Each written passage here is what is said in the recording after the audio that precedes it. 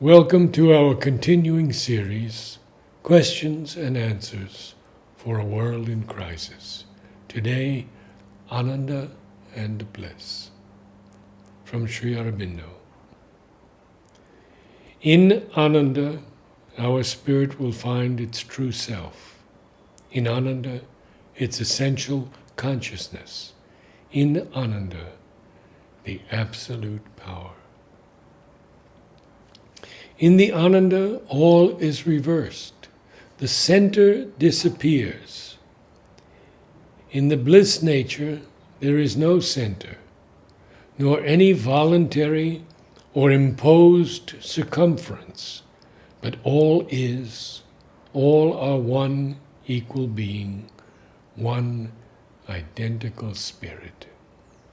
The bliss soul finds and feels itself everywhere.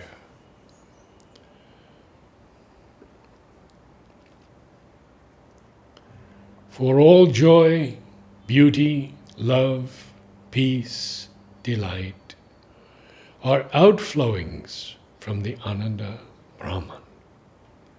All delight of the spirit, the intellect, the imagination, aesthetic sense, ethical aspiration and satisfaction, action, life, the body. And through all ways of our being, the divine can touch us and make use of them to awaken and liberate the spirit.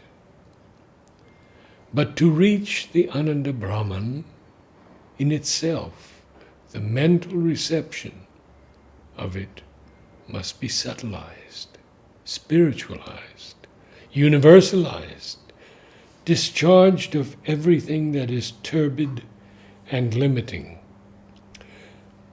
For when we draw quite near or enter into it, it is by an awakened spiritual sense of a transcendent and a universal delight which exists within and yet behind and beyond the contradictions of the world,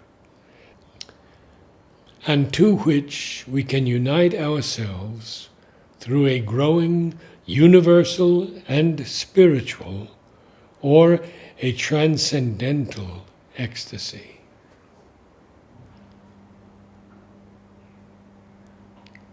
In fact, beauty is Ananda thrown into form. Art is a thing of beauty, and beauty and Ananda are closely connected. They go together. If the Ananda is there, then the beauty comes out more easily. If not, it has to struggle out painfully and slowly. That is quite natural. 14 December 1936. Love and beauty are powers of Ananda, as light and knowledge are of consciousness. Force is inherent in consciousness and may be called part of the divine essence. Ananda is always there, even when Satchidananda takes on an impersonal aspect or appears as the sole essential existence. But love needs a lover and beloved. Beauty needs a manifestation to show itself. So in the same way, consciousness is always there. But knowledge needs a manifestation to be active. There must be a knower and a known. That is why the distinction is made between Ananda, which is of the essence, and beauty, which is a power or expression of Ananda in manifestation. These are, of course, philosophical distinctions necessary for the mind to think about the world and the divine. 4 November 1935. That can hardly be realized except by experience of Ananda. Ananda is not ordinary mental or vital delight in things. Rasa is the mind's understanding of beauty and pleasure in it, accompanied usually by the vital's enjoyment of it, bhoga. Mental pleasure or vital enjoyment are not Ananda, but only derivations from the concealed universal Ananda of the spirit in things. 7 November 1935.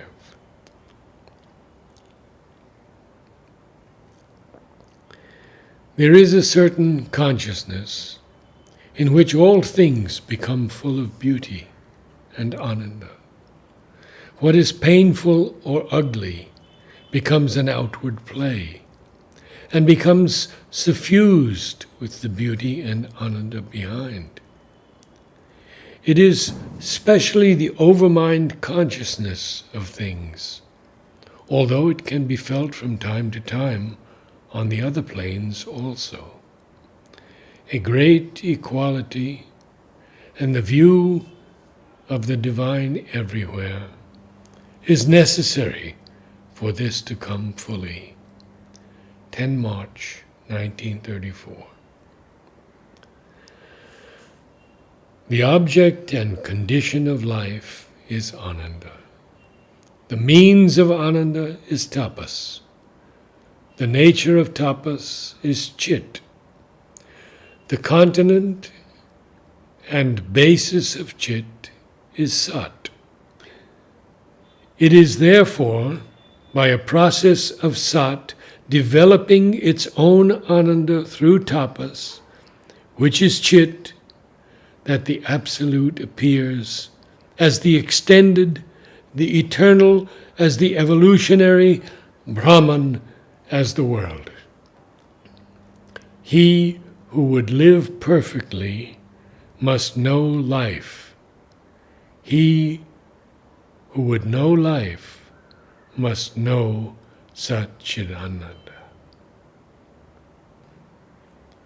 Pleasure, therefore, cannot be the end and aim of life, for the true object and condition of life is Ananda.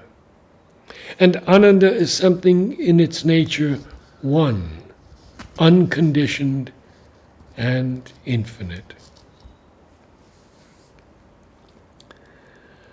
Ananda is in its every fiber a positive of positives.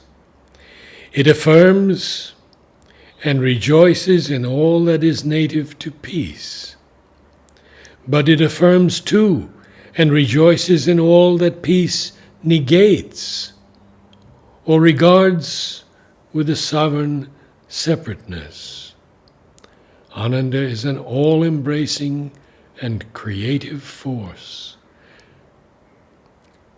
There can be, in the world's tangle of conflicting forces, an Ananda of pain and suffering.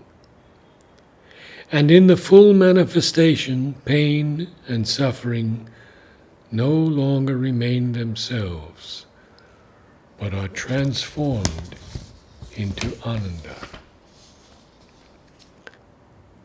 Ananda is forever full of the divine peace, and its most vehement, ecstatic intensity contains no possibility of disturbance. At the height of the supramental, infinite peace and Ananda are one.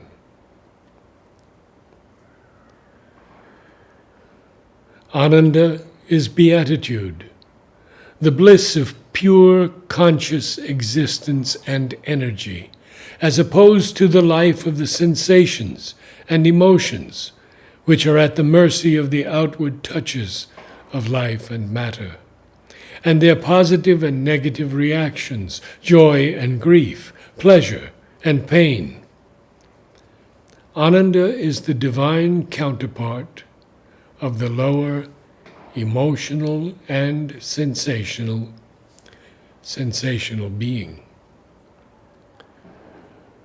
But the transcendent Ananda is there at the origin and end of all existence. This Ananda is the highest, the best enjoyment. It disposes all aright. For once the Ananda, the divine delight in things, is attained, it sets right all the distortions, all the evil of the world. Ananda is creative. It is jhana, the delight that gives birth to life and world. Only let the things loosed forth on us be of the creation conceived in terms of the truth. And let all that belongs to the bliss, from which, in the Vedic conception, the existence of man, this mental being, is drawn.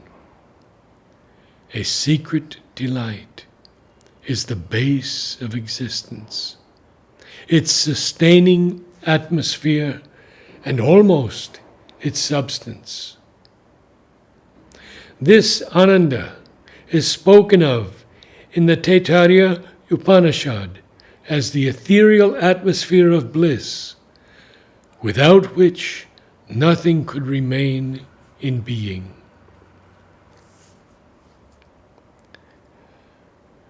This deeper spiritual feeling, this Ananda, is the fountain of poetic delight and beauty.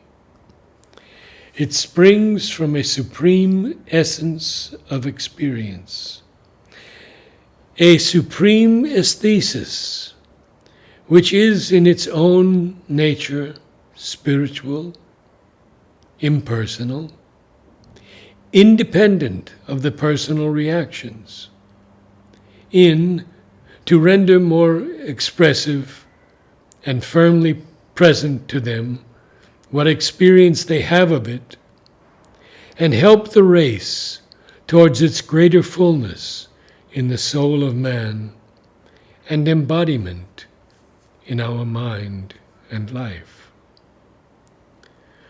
This Ananda is not the pleasure of a mood or a sentiment or the fine aesthetic indulgence of the sense in the attraction of a form, superficial results and incidents which are often mistaken for that much deeper and greater thing by the minor poetic faculty, the lesser artistic mind. But the enduring delight which, as the ancient idea justly perceived, is the essence of spirit and being, and the beauty which all things assume when the spirit lives in the pure joy of creation and experience.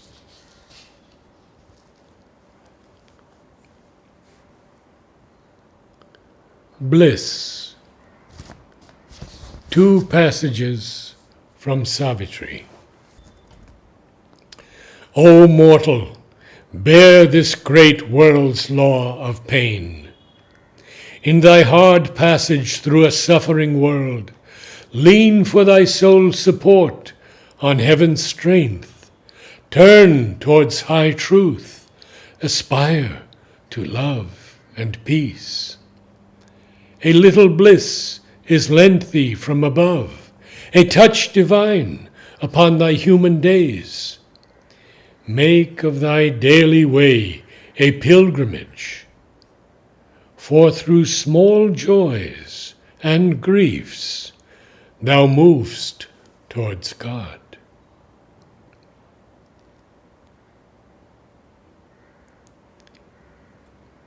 Its bliss is there, behind the world's face of tears. A power is in thee that thou knowest not. Thou art a vessel of the imprisoned spark. It seeks relief from time's envelopment, and while thou shut'st it in, the seal is pain. Bliss is the Godhead's crown, eternal, free, unburdened by life's blind mystery of pain. Pain is the signature of the ignorance, attesting the secret God denied by life. Until life finds him, pain can never end. Calm is self's victory, overcoming fate. Bear, thou shalt find at last thy road to bliss. Namaste.